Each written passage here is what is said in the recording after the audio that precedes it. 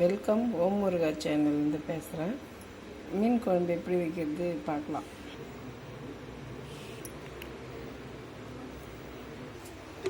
எண்ணெய் ஊற்றிக்கலாம்.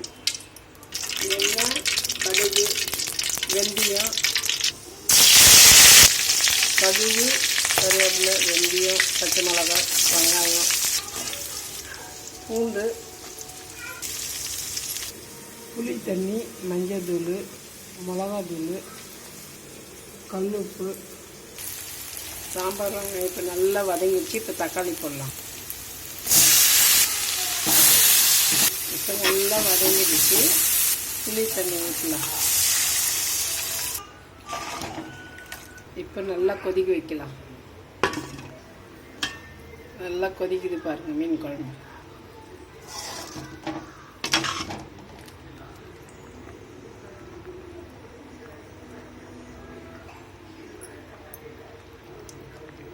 இப்போ மீன் ஒரு கொதி வரட்டும், மூடலாம்.